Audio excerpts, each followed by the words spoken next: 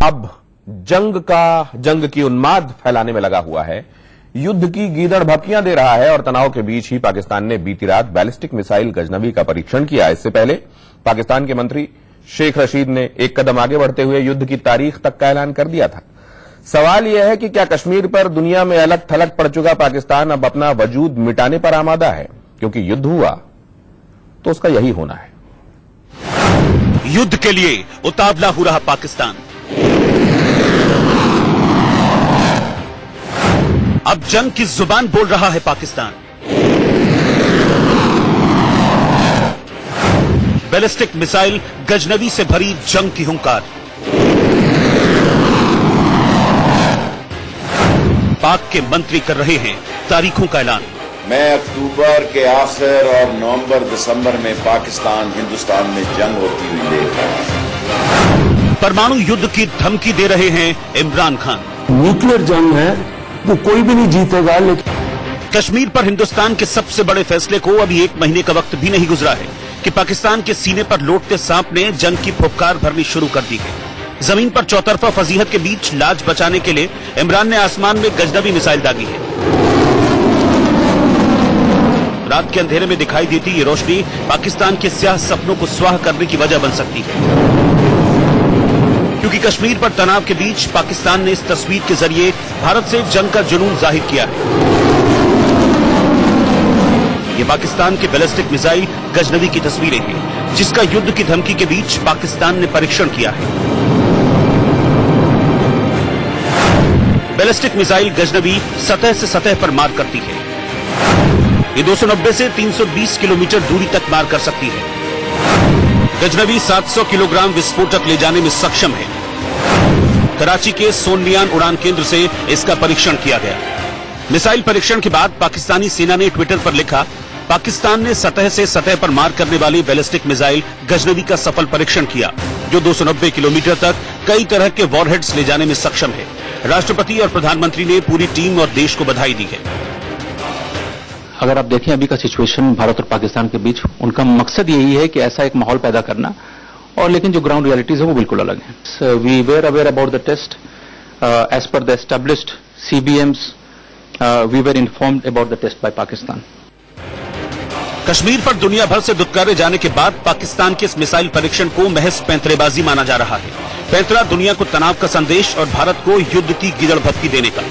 जैसी गीदड़ भपकी एक दिन पहले ही उसके मंत्री शेख रशीद ने दी थी।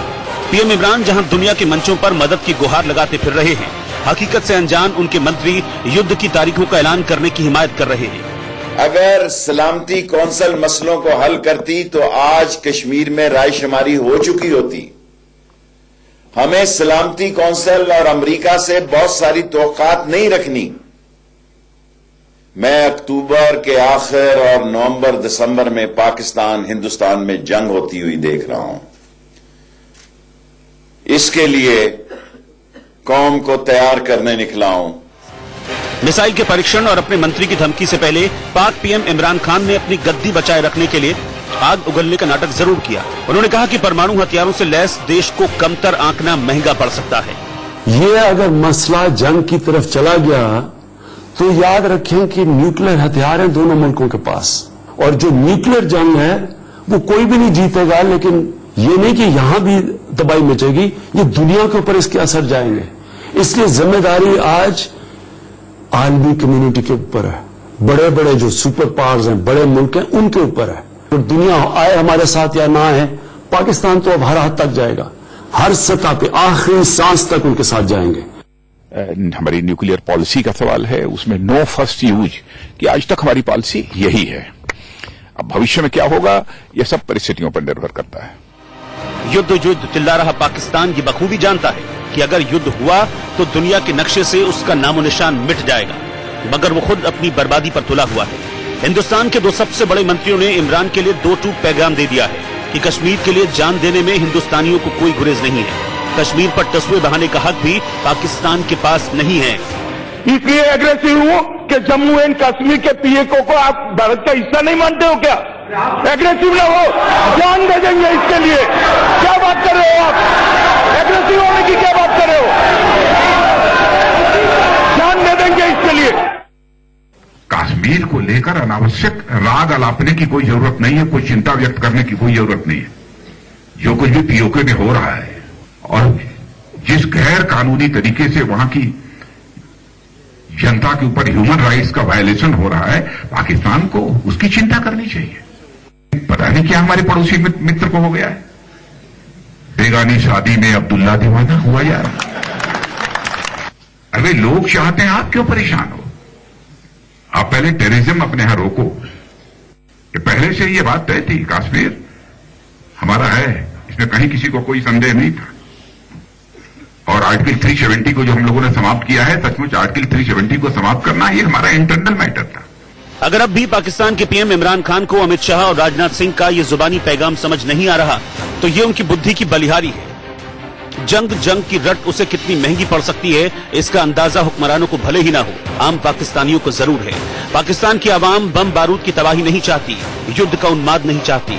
हिंदुस्तान को छोड़ें, अगर इमरान अपने ही लोगों के दिल की आवाज सुन लें, उनका पैगाम समझ लें, तो जुबानी शोलों की तासीर बदल सकती है। जंग को लेकर बनाई जा रही फिजा का अंदाज बदल सकता है। Bureau report, India news.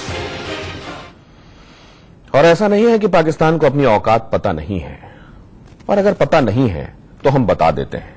पहले मिसाइलों को लेकर यह कंपैरिजन देखिए।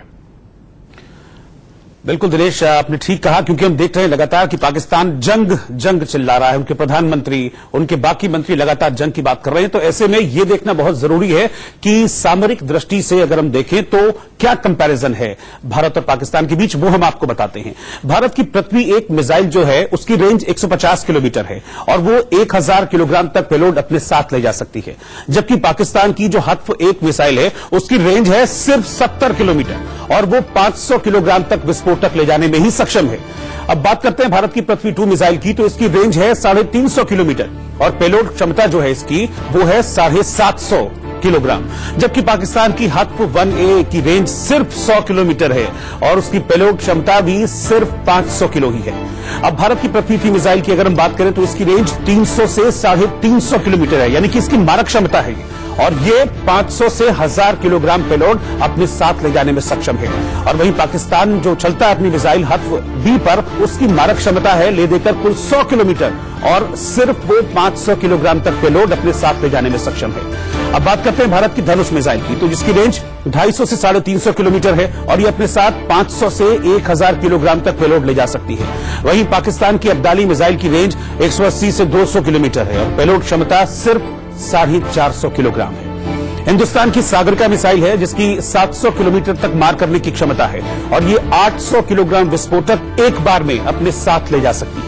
लेकिन पाकिस्तान की गजनवी मिसाइल सिर्फ 290 से 320 किलोमीटर तक ही जा सकती है। वही मिसाइल है जिसका टेस्ट अभी पाकिस्तान ने किया है और सिर्फ 700 किलोग्राम तक विस्फोटक ढोने की इसकी क्षमता है। अब भारत की अग्नि 1 मिसाइल की अगर हम बात करें तो इसकी रेंज 700 से 1200 किलोमीटर है, यानी कि इतनी दूरी तक ये मार कर सकती है और ये एक बार में अपने साथ 2000 किलोग्राम तक पेलोड ले जा सकती है। वहीं पाकिस्तान की शाहीन A मिसाइल की रेंज 750 किलोमीटर है और इसकी पेलोड की जो क्षमता है, जो कैपेसिटी है, वो सिर्फ 700 किलोग्राम है।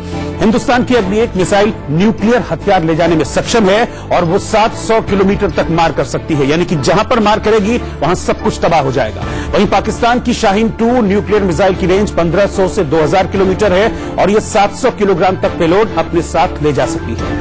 अग्नि 2 की रेंज 2000 किलोमीटर है और पेलोड 1000 किलो अपने साथ ले जा सकती है, जबकि पाकिस्तान की न्यूक्लियर मिसाइल जिसका नाम बाबर है उसकी रेंज है 350 से 700 किलोमीटर महज और सिर्फ 450 किलोग्राम पेलोड ये अपने साथ ले जा सकती है। भारत की अग्नि 3 मिसाइल 3500 से 5000 किलोमीटर तक मार कर सकती है और 2000 किलोग्राम तक हथियार ये अपने साथ ले जा सकती है। ये न्यूक्लियर संपन्न मिसाइल है, जबकि पाकिस्तान की शाहीन 3 न्यूक्लियर मिसाइल की रेंज 2750 किलोमीटर है, यानी कि भारत की मिसाइल से लगभग आधी। और भारत की अग्नि 5 न्यूक्लियर मिसाइल की रेंज 5000 किलोमीटर है और इसकी पेलोड क्षमता 1500 किलोग्राम है। वहीं पाकिस्तान की अबाबील न्यूक्लियर संपन्न मिसाइल की मारक क्षमता 2200 किलोमीटर है। तो ये कंपैरिजन है, मैं कहूंगा दिनेश ये तो कंपैरिजन कहीं है ही नहीं, क्योंकि जो भारत की सामरिक शक्ति है उसके आगे तो पाकिस्तान, अगर हम देखें जो फैक्ट है वो कहीं नहीं ठहरता पाकिस्तान। हालात ये है जैसा आपने बताया रोहित, वहां पीएमओ की इमरान खान के दफ्तर की बिजली कट गई है क्योंकि बिल नहीं दिया गया है।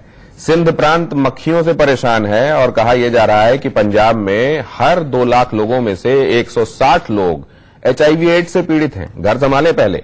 मिसाइल्स के मामले में भारत पाकिस्तान से बहुत आगे है। पाकिस्तान का हर बड़ा शहर, हर बड़ा इलाका भारतीय मिसाइल्स की जद में है। भारत एक बटन दबाएगा और पाकिस्तान दुनिया के नक्शे से गायब हो जाएगा। देखिए पाकिस्तान के कौन कौन से शहर भारतीय मिसाइल्स के निशाने पर हैं।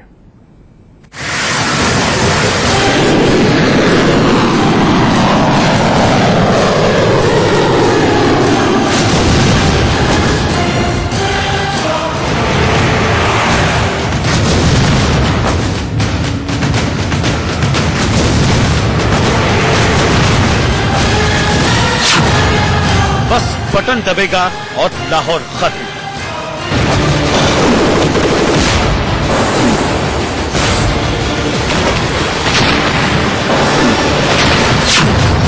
बस एक कमांड और इस्लामाबाद तबाह।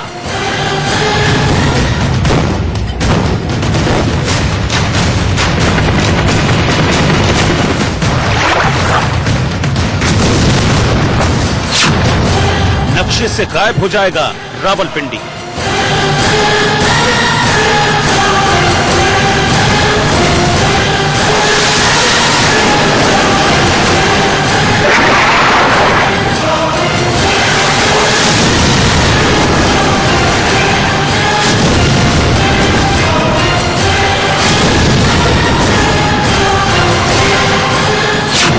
कराची का नहीं मिलेगा नामो निशान।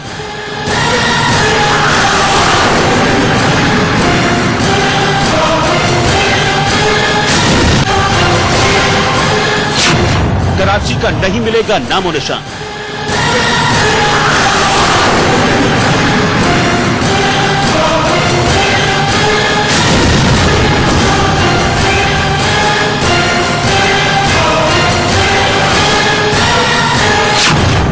दुनिया के नक्शे से मिट जाएगा पाकिस्तान।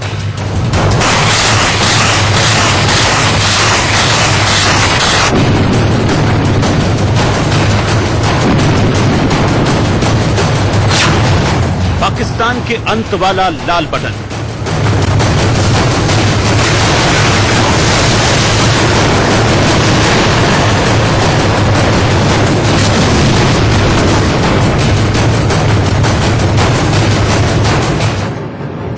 अपने खिलौनों की नुमाइश कर पाकिस्तान को लगता है कि वो हिंदुस्तान का मुकाबला कर लेगा।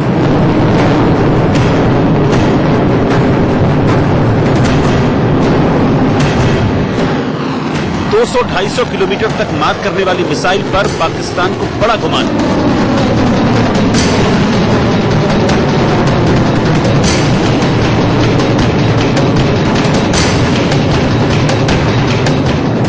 अपने पटाखे जलाकर पाकिस्तान धमाके से ज्यादा धुआं पैदा करना चाहता है ताकि दुनिया को लगे कि पाकिस्तान में आग लगी।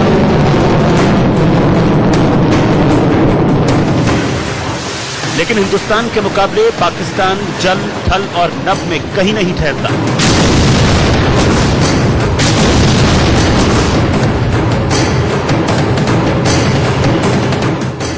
परमाणु युद्ध की धमकी देने वाले इमरान खान नहीं जानते कि हिंदुस्तान के पास वो लाल बटन है जिसके दबते ही पाकिस्तान दुनिया के नक्शे से गायब हो जाएगा।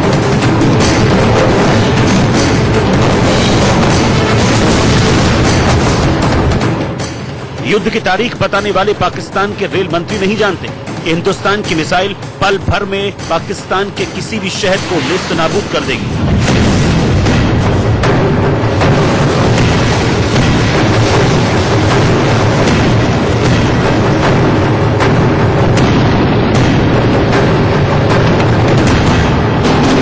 जब पाकिस्तान ने हिंदुस्तान की जमीन पर कदम रखे हैं उसके मुंह दिखाई है।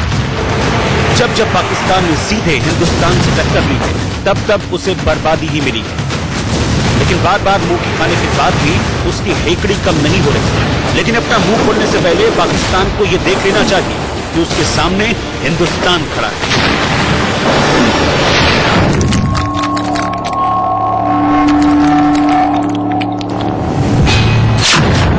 भारत की सागरिका मिसाइल की रेंज 700 किलोमीटर है, यानी दिल्ली से मिसाइल छोड़ी गई तो लाहौर तबाह हो जाएगा।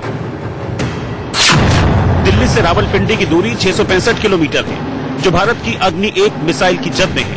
अग्नि 1 मिसाइल 1200 किलोमीटर तक मार कर सकती है, यानी बटन दबते ही रावलपिंडी बर्बाद हो जाएगा। अग्नि 2 मिसाइल की रेंज 2000 किलोमीटर है, यानी एक कमांड पर 1089 किलोमीटर दूर कराची का मिटना तय है। भारत की न्यूक्लियर संपन्न अग्नि 5 मिसाइल की रेंज 5000 किलोमीटर है, यानी पाकिस्तान की राजधानी इस्लामाबाद, पेशावर और क्वेटा समेत पाकिस्तान का चप्पा चप्पा भारतीय मिसाइल्स की जद में है। इसलिए आंखें दिखाने से पहले पाकिस्तान को 100 बार सोच लेना चाहिए। युद्ध की तारीख बताने से पहले अपनी कब्र पर फतीहा पढ़ने का इंतजाम कर लेना चाहिए। लेकिन शायद पाकिस्तान अपनी बर्बादी के लिए आमादा है, तभी तो इस तरह के पटाखे छोड़कर अपनी बौखलाहट जाहिर कर रहा है।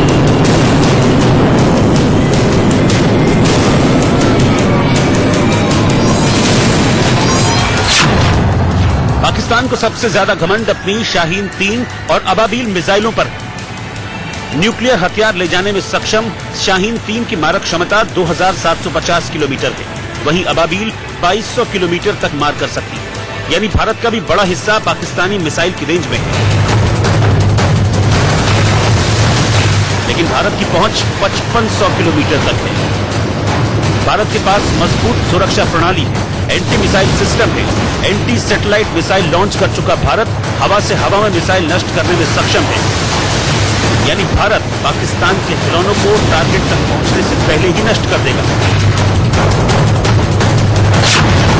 भारत की ब्रह्मोस मिसाइल, नाग मिसाइल, आकाश मिसाइल, पृथ्वी, धनुष, प्रहार, शौर्य और अग्नि मिसाइल का कोई तोड़ नहीं है।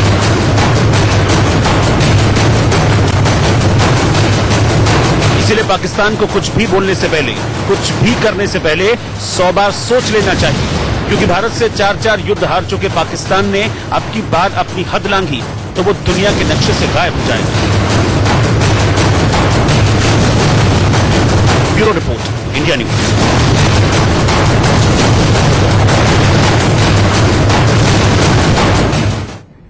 लेकिन पाकिस्तान जो कर रहा है वो क्यों कर रहा है, रोहित? बिल्कुल दिनेश, अब हम यही बताएंगे अपने दर्शकों को कि जो पाकिस्तान ये हरकतें कर रहा है इसके पीछे वजह क्या है। दरअसल मैं इसको ड्रामा कहूंगा कि ड्रामा पाकिस्तान कर क्यों रहा है, क्योंकि इससे ज्यादा कुछ कर भी नहीं सकता पाकिस्तान। दरअसल कश्मीर पर मोदी सरकार के मास्टर स्ट्रोक के बाद इमरान खान की हालत हम सब ने देखी है कि पस्त है बिल्कुल। वो कश्मीर मुद्दे पर पाकिस्तान ने खूब हल्ला मचाया, लेकिन दुनिया भारत के साथ खड़ी है और इस बात को सब जानते हैं। संयुक्त राष्ट्र से लेकर संयुक्त अरब अमीरात तक वैश्विक शक्तियां कश्मीर मामले पर दखल देने के लिए बिल्कुल भी तैयार नहीं है। कई देश इसको कह चुके हैं कि भारत का आंतरिक मसला है, पाकिस्तान इससे दूर रहे। ऐसे में पाकिस्तान जंग के हालात बनाकर दुनिया का ध्यान कश्मीर मुद्दे की ओर खींचना चाहता है और यही पाकिस्तान की स्ट्रैटेजी है।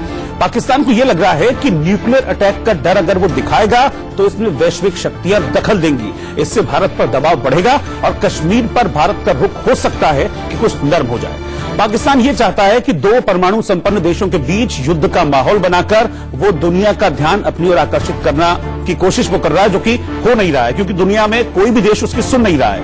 वहीं दूसरी तरफ पाकिस्तान खुद इस बात को जानता है कि वो भारत का मुकाबला कहीं से भी नहीं कर सकता है। भारत से 4 युद्ध हार चुका पाकिस्तान अब 5वीं हार का बोझ नहीं उठा सकता है। पाकिस्तान की अर्थव्यवस्था का हाल तो बहुत बुरा है, जैसा कि आप भी बता चुके हैं कि पीएमओ के पास बिजली बिल देने के लिए पैसे नहीं है। जापान को कि 2 जून की रोटी भी उनके जो जवान हैं वहां पे नसीब नहीं हो रही है। हालत यह है कि रक्षा बजट में भी पाकिस्तान को कटौती करनी पड़ी है। ऐसे में पाकिस्तान के लिए युद्ध का खर्चा उठाना इस वक्त बेहद मुश्किल है और अगर उसने युद्ध शुरू किया तो वो पूरी तरह से बर्बाद हो जाएगा। और तीसरी बड़ी वजह यह है कि पाकिस्तान सेना सिर्फ और सिर्फ भारत विरोध के नाम पर सत्ता में दखल देती है। ऐसे में कश्मीर पर भारत की कार्रवाई के जवाब में अगर सेना ने कुछ नहीं किया तो वो पाकिस्तानी आवाम का भरोसा खो देगी।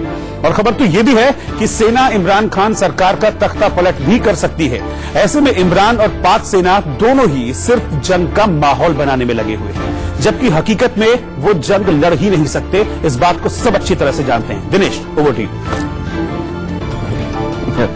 पाकिस्तान में तो असल में रोहित 2 वक्त की रोटी के भी लाले हैं। इमरान खान कभी भैंस बेचकर तो कभी कार बेचकर चवन्नी अठन्नी बचा रहे हैं, लेकिन बावजूद इसके उन्होंने मिसाइल टेस्ट के नाम पर लाखों स्वाहा कर दिए, क्योंकि उन्हें भारत से युद्ध का माहौल बनाना है।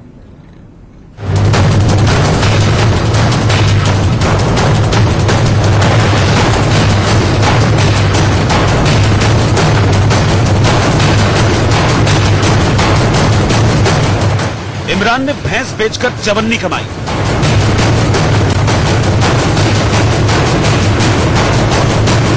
क्यों वो बड़ा हो जाए और वो भैंस को हम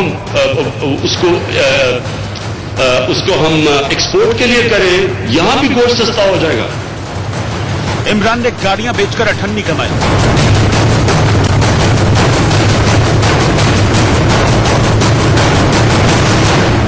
ये जो इतनी गाड़ियां हैं प्राइम मिनिस्टर हाउस, इनकी इंशाल्लाह ऑक्शन करेंगे।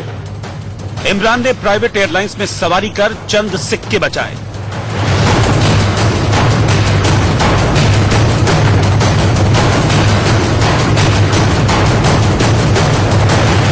इमरान ने अमेरिका में गाड़ी की जगह मेट्रो से जाकर कुछ रुपए बचाए।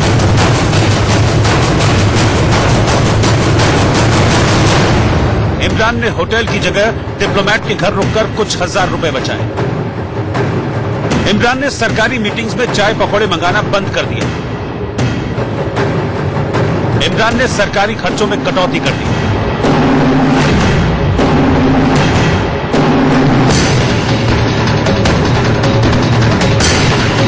और जो भी सारे गवर्नमेंट वजीर हम सारे कॉस्ट कटिंग करेंगे, उसका मकसद ये है कि सेविंग तो हमारी थोड़ी सी होगी, लेकिन एक पैगाम जाएगा सारे मुल्क में।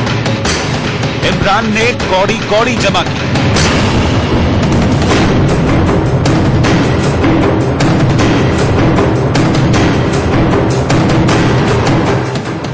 ₹2, ₹5, ₹10 और ₹100 बचाकर इमरान पाकिस्तान की अर्थव्यवस्था को मजबूत करना चाहते हैं।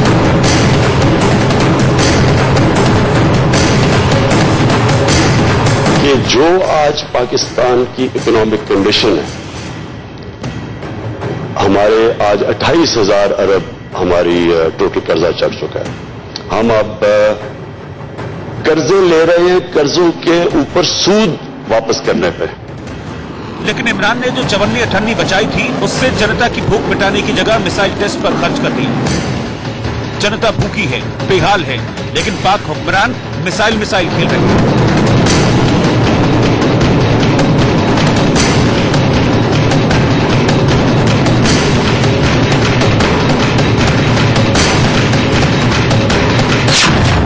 पाकिस्तान में पेट्रोल ₹112 लीटर है।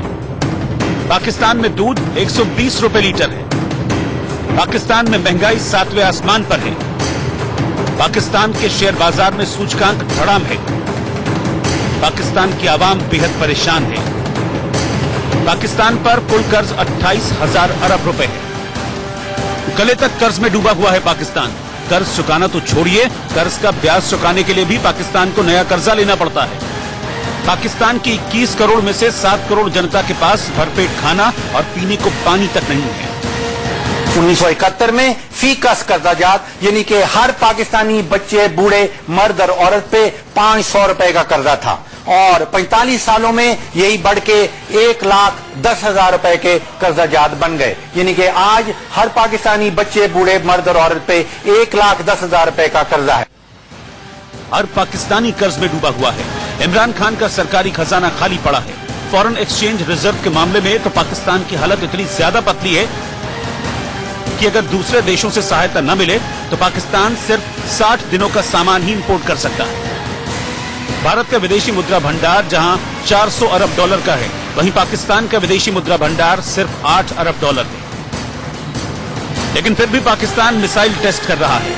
युद्ध उन्मादी वजीर और पस्त फौज अपने पटाखे छोड़कर ये दिखाने की कोशिश कर रहे हैं कि हम भी हल्ला मचा सकते हैं।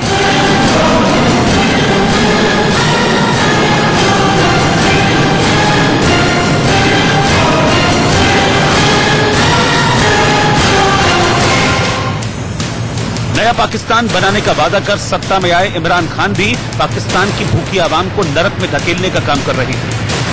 पाकिस्तान की हालत इतनी खराब है कि उसने रक्षा बजट में कटौती कर दी है, लेकिन फिर भी मिसाइल टेस्ट का दिखावा कर रहा है।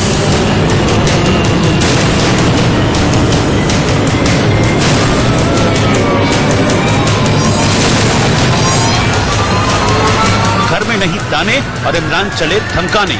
कुल मिलाकर ये सिर्फ पाकिस्तान की बौखलाहट है।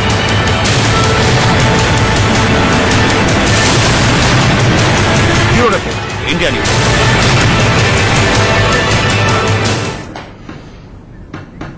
तो भारत के एक अंदरूनी मसले को लेकर पाकिस्तान में इतनी बौखलाहट क्यों है और ये बौखलाहट क्या जंग तक जा रही है? और अगर जंग हो, पाकिस्तान मिसाइल लॉन्च करे या युद्ध की धमकी दे, लेकिन सच्चाई यह है कि इमरान एंड कंपनी पहले ही युद्ध हार चुकी है।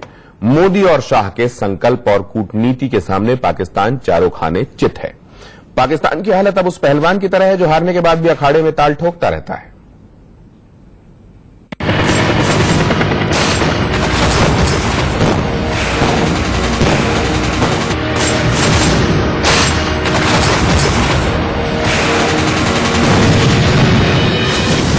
ये मोदी की मार है, हर तरफ पाकिस्तान की हार है।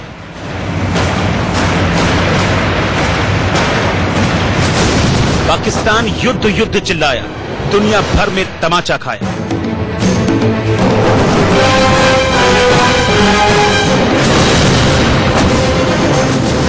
भारत को कांपते कांपते धमकाया, चारों तरफ मुंह की खाया। ये अगर मसला जंग की तरफ चला गया तो याद रखें कि न्यूक्लियर हथियार हैं दोनों मुल्कों के पास, और जो न्यूक्लियर जंग है वो कोई भी नहीं जीतेगा। लेकिन ये नहीं कि यहां भी तबाही मचेगी, ये दुनिया के ऊपर इसके असर जाएंगे। ऐलान जंग से पहले इमरान की करारी हार।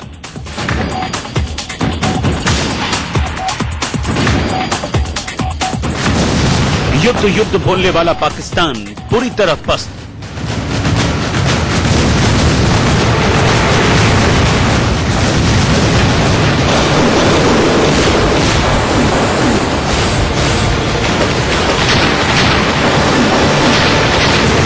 हर मोर्चे पर इमरान हैरान परेशान।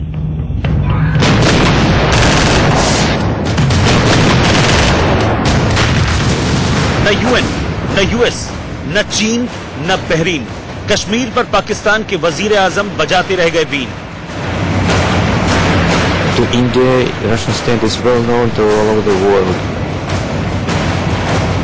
कश्मीर पर इमरान ने जहां जहां कटोरा फैलाया, हर देश से दुत्कार मिली, फटकार मिली। न फ्रांस ने साथ दिया, न ब्रिटेन ने, न ही चीन ने चुप्पी तोड़ी और न ही इस्लामिक देशों का साथ मिला।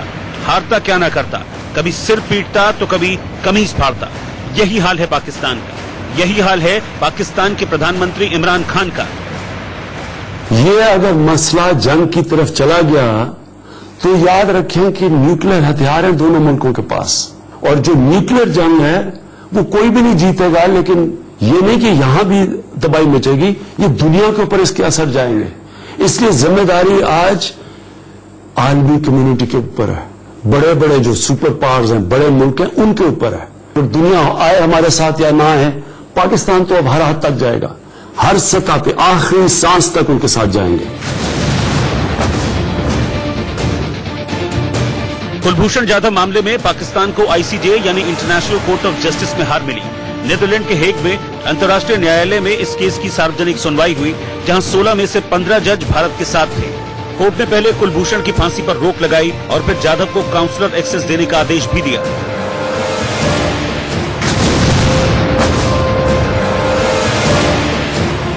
जम्मू कश्मीर से धारा 370 खत्म होने के बाद पाकिस्तान के पांव कांपने लगे, हाथ से पीओके जाने का डर सताने लगा और इमरान अंतर्राष्ट्रीय मंच पर सबके सामने हाथ फैलाने लगे।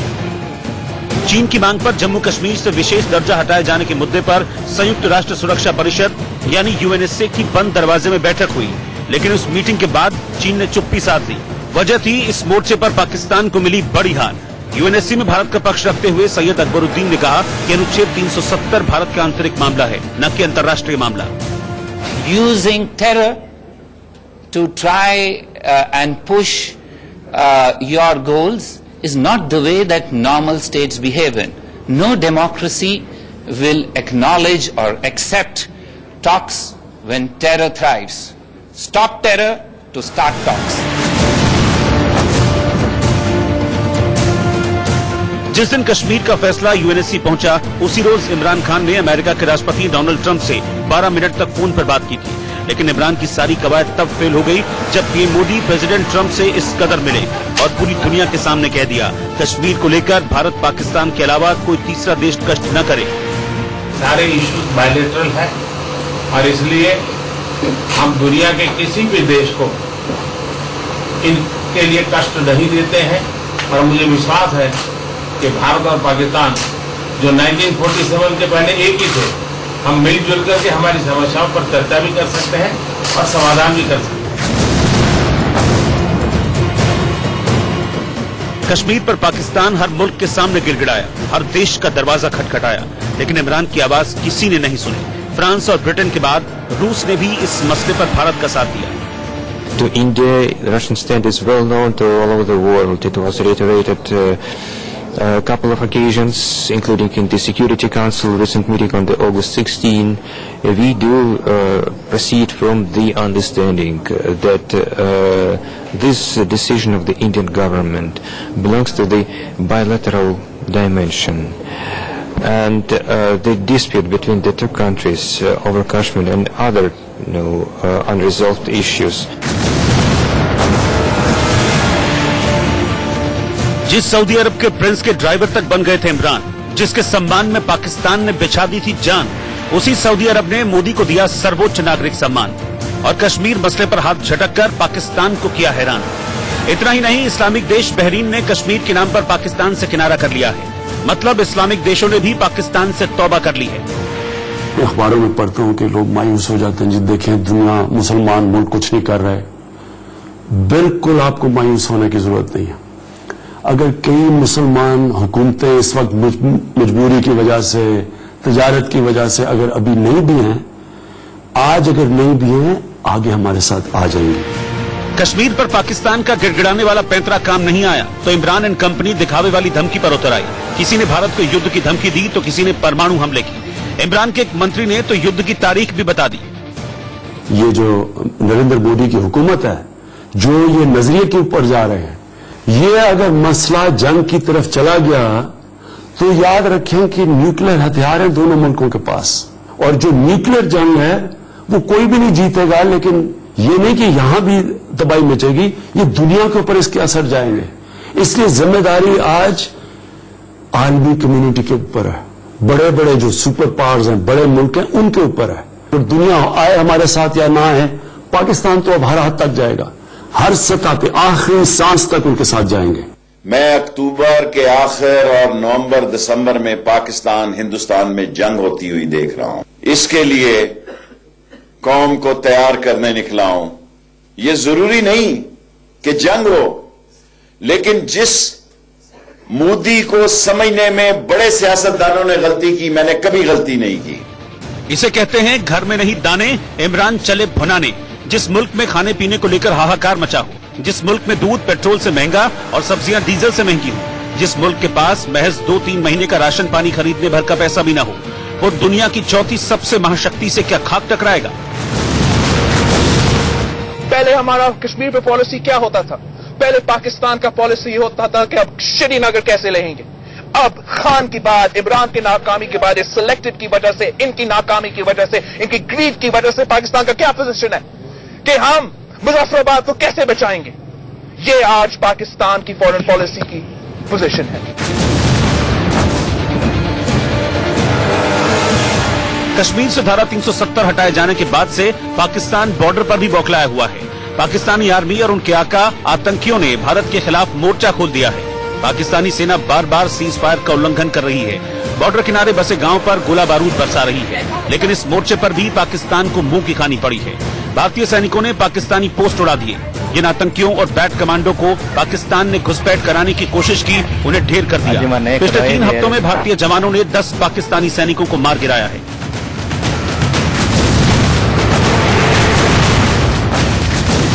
पाकिस्तान के 2-3 एम्स थे।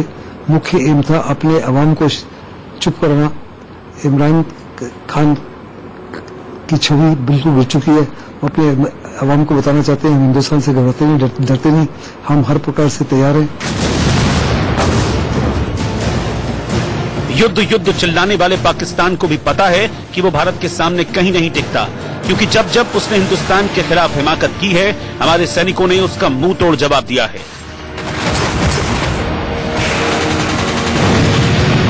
पाकिस्तान में घुसकर भारतीय सैनिकों ने पराक्रम दिखाया। सर्जिकल स्ट्राइक और एयर स्ट्राइक कर पाकिस्तानी सैनिकों का संहार किया और उनके आतंकी अड्डों को कब्रिस्तान बना दिया।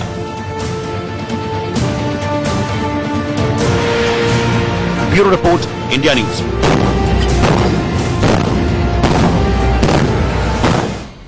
भारत पाकिस्तान तनाव पर यह महाकवरेज। खबर की खबर एक छोटे से ब्रेक के बाद।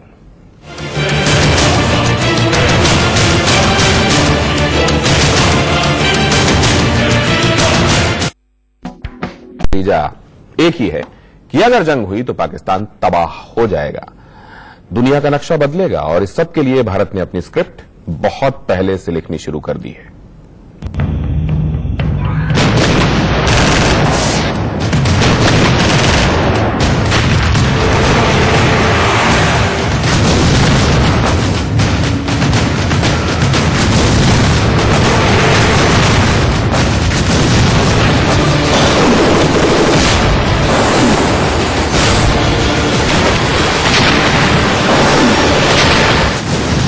मोदी शाह का पी प्लान, पाकिस्तान का होगा काम तमाम। भारत पूरी तरह तैयार, पाकिस्तान पर होगा कड़ा प्रहार। पी प्लान, पाकिस्तान का होगा काम तमाम। भारत पूरी तरह तैयार, पाकिस्तान पर होगा कड़ा प्रहार।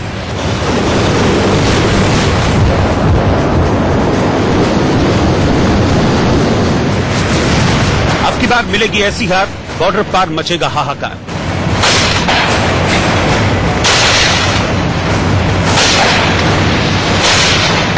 पाकिस्तान देख ले, इमरान देख ले, पाकिस्तान के आका आतंकी देख ले। सामने पाकिस्तान होता है तो भारतीय सेना का शौर्य किस कदर चरम पर होता है। सामने आतंकिस्तान की आर्मी होती है तो हमारे जवानों का खून खौल उठता है, उनका पराक्रम आसमान पर होता है।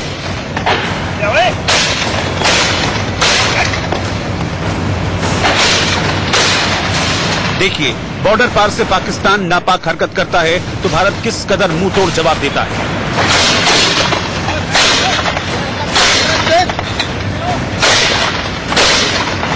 हमारे सैनिकों की राइफलें गरजती हैं तो पाकिस्तानी आतंकी और आतंक के पहरेदार यानी पाकिस्तानी सेना कांप उठते हैं।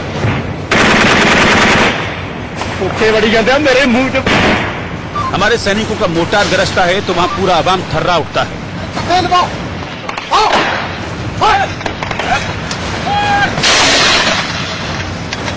ये वीडियो पाकिस्तान को चेतावनी देने के लिए काफी है, पाकिस्तानी सरकार को सावधान करने के लिए काफी है। जो पाकिस्तान युद्ध चिल्ला रहा है उसके सैनिकों और आतंकियों को सच से सामना कराने के लिए ये वीडियो काफी है।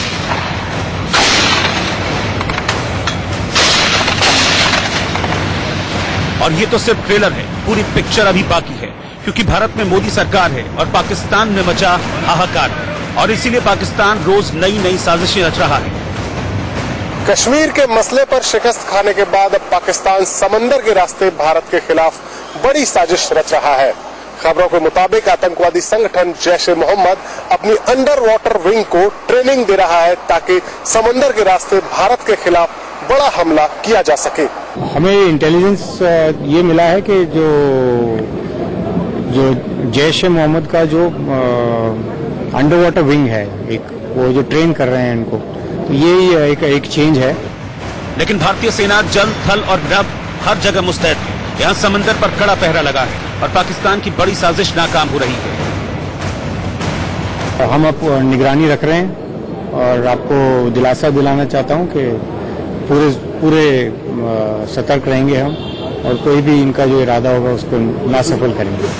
जम्मू कश्मीर से धारा 370 हटाए जाने के बाद पाकिस्तान में खौफ मच रहा है। इमरान सरकार सख्ते में है, उसके हर कदम आत्मघाती साबित हो रहे हैं और इधर भारत पूरी तरह तैयार है। उधर पाकिस्तान के हाथ पांव इस कदर फूले हैं कि इमरान ने पुलवामा हमले जैसी धमकी दे डाली। यहां एक छोटे से ब्रेक के लिए रुकेंगे, हाजिर होते हैं।